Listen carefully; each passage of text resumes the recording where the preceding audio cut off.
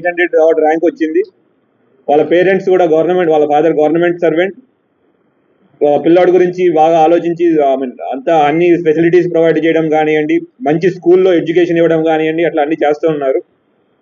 అట్లా చదువులో ఇక్కడ చైతన్య స్కూల్లో చదువుకున్నాడు, మంచి సీట్ వచ్చింది, NIT ట్రిచీకి వెళ్ళాడు. అక్కడికి వెళ్ళి చెడు సహవాసులకు అలవాటు పడ్డాడు.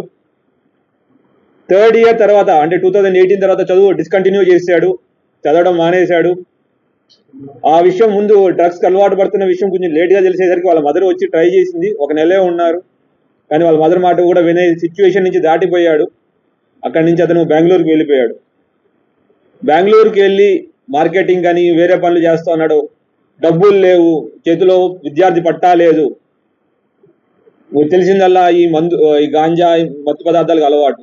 మిగతా అక్కడ సప్లై చేసే డ్రగ్ సప్లయర్స్తో మాట్లాడి ఇతను కూడా పెడ్లర్గా మారి మిగతా వాళ్ళకి డ్రగ్ సప్లై చేయడం కూడా చేశాడు. తర్వాత కొన్ని రోజులు అహ్మదాబాద్కి వెళ్ళాడు, మిగతా చోట్లకి వెళ్ళాడు, మళ్ళీ బెంగళూరుకి వచ్చాడు. ఇట్లా 2022లో ఒకసారి ఇక్కడ వెంకటేశ్వర్లు అనే అతనితో డ్రగ్ సప్లై చేయడానికి వచ్చినప్పుడు మన హైదరాబాద్ దుండిగల్ PS లో కేసు పెట్టడం జరిగింది. అప్పుడు అబ్స్కాండింగ్ పారిపోయాడు. మళ్ళీ వచ్చాడు, ఇక్కడ మళ్ళీ కన్జ్యూమ్ చేయడానికి వచ్చాడన్న విషయం తెలిస్తే మనం పట్టుకోవడం జరిగింది.